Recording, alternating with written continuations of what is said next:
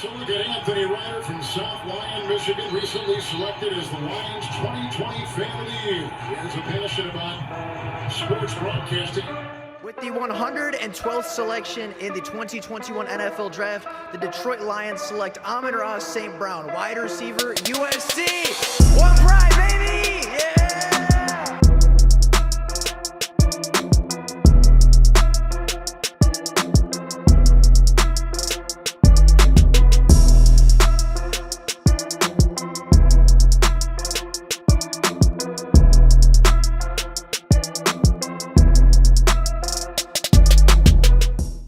The Detroit Lions have been pretty obvious about what their plans are this offseason. Early in the free agent process, the Detroit Lions have already signed 3 cornerbacks to add to this secondary and strengthen the cornerback room. Of course, that being Emmanuel Mosley early on, who played just 5 snaps for the Detroit Lions a year ago, but when healthy is a great boundary cornerback. They then made a trade a couple days later for Carlton Davis, sending a 3rd-round pick to Tampa Bay for the 27-year-old corner. And then the day after that, they ended up signing Amik Robertson from the Las Vegas Raiders to come in and be the 3rd secondary addition in just a couple of days. Now, the Detroit Lions have been pretty obvious about their need and their willingness to address the secondary, but they've also been equally as open about their needs to address the defensive line, with Marcus Davenport getting a nice and sizable contract on the first day of free agency and a lot of swirling rumors about who the Detroit Lions could potentially be adding.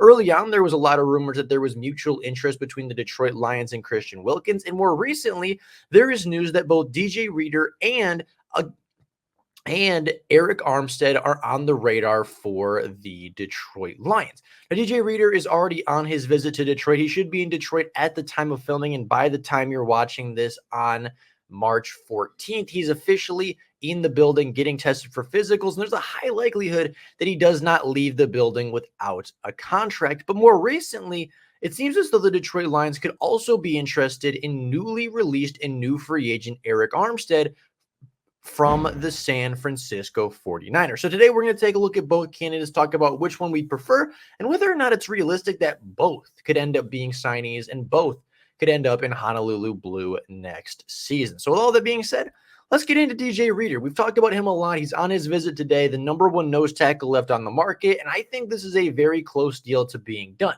You don't fly 4 hours from Cincinnati to Detroit, come in on a Thursday, right? You don't do that unless you're willing and ready to sign with the football team. I think if everything works out, if physicals work out, if they bring him in the building and something doesn't go catastrophically wrong, DJ Reader will be a Detroit Lion by the end of the day. The Cincinnati Bengals have already signed another defensive tackle to likely replace him, saying that they don't believe that DJ Reader is going to be back in Cincinnati. And the only real place that DJ Reader has visited, the only real place that has really shown significant interest in him and he having interest in the team is the Detroit Lions. So again, I think as long as physicals work out, I think as long as the injury isn't as big of a concern as they think it is, I think DJ Reader will be a Detroit Lion within the next 24 hours and potentially by the time this video goes up. Now, DJ Reader did have an injury at the end of last season as he ended up tearing his quad for, I believe, the 2nd time on December 12th of 2023. Now, the standard recovery time for this injury is about 4 months of recovery. There's a lot of people saying, oh, well, DJ Reader might not be ready for week 1 if the Lions sign him. So what's the point of signing him if he's not going to be ready? It's an Emmanuel Mosley situation all over again. But typically the recovery time for a torn quad is about 4 months. So even if they went double that, even if it took 8 months to recover twice the average duration of recovery time, he'd still be back by the 2nd week of August and still have a little bit of training camp in the entirety of preseason to go and get back on his feet, get back in football shape, get back into playing form, right? He would have still a couple of weeks before kickoff of the 2024 season.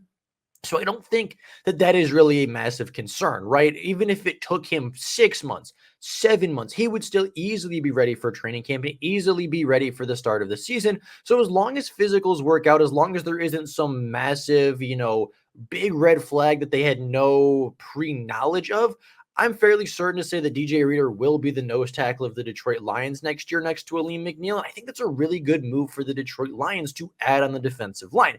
But we've talked about DJ Reader a lot. We've talked about his stats, his 9.5 career sacks, his, admittedly unimpressive box score, but obviously what he brings outside of that. So let's take a look at the other free agent the Lions have been rumored to have interest in, that being Arik Armstead of the San Francisco 49ers. Very recently, Armstead was released from the 49ers, released yesterday at 4 p.m. as the new league year began.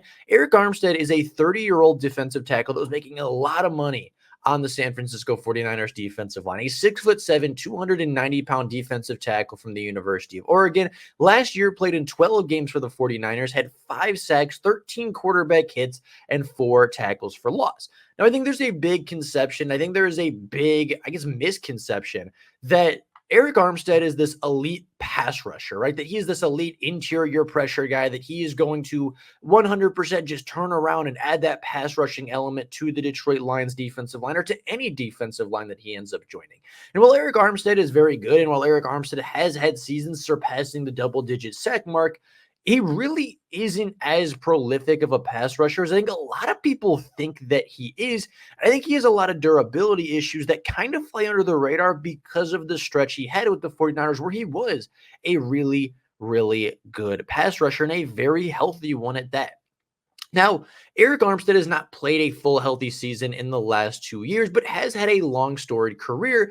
He's playing 116 games, but only totaling 33 and a half sacks in his career, 43 tackles for loss, 88 quarterback hits, 3 forced fumbles, and a fumble recovery. Now, by no means is that a bad career, and by no means am I saying that that shouldn't be added to the Detroit Lions roster, but this is not a player that will likely even reach 50 career sacks. Right, this is a player on the defensive line that is good, that will get pressure, that will be a big monster in the middle, but probably isn't going to hit that 10 sack mark again. He's only ever done that once, and I believe it was in the 2019 season where he helped the 49ers reach a Super Bowl. He had 4 straight seasons from 2018, I believe, to 2021, where he played 16 or 17 games a season, but more recently, he played just 9 games in 2022 and played just 12 games in 2023.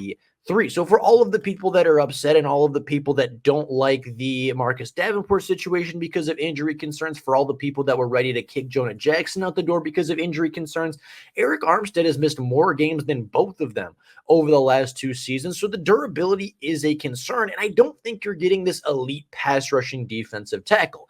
Now, if Arik Armstead wants to be in Detroit, if he wants to be a Detroit Lion, I do think he would improve the defensive line.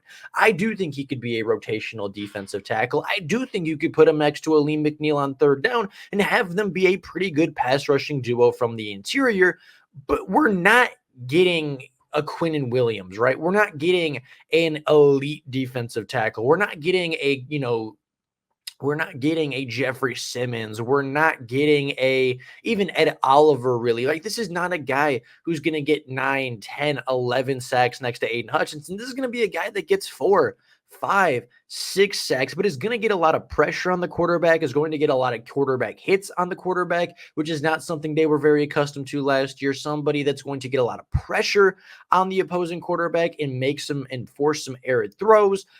I think Arik Armstead is much more of a factor in the game than the box score would determine, but he's also, I don't think, nearly as good as a lot of fans believe him to be. Again, just 33 and a half career sacks over 116 games. That's not a great number. That's about 1 sack every 3.5 to 4 games. And that's not really that impressive if you truly think about it. Now, with that being said, is Arik Armstead a good player? Absolutely. Could the Lions use somebody like Arik Armstead on the defensive line? Absolutely. Do I think that the contract could potentially work out for the two? Absolutely. And do I think the Lions could potentially bring in both DJ Reader and Arik Armstead? To answer the question of today's video, I think so. I really do believe the Lions are going to be heavy on the defensive line. I do think they will bring in 2 players on the defensive line, whether that be Reader and Armstead, whether that be Armstead and somebody else, or Reader and somebody else. I do think there are a lot of people on the market left. There is still quite a few free agents looking for homes.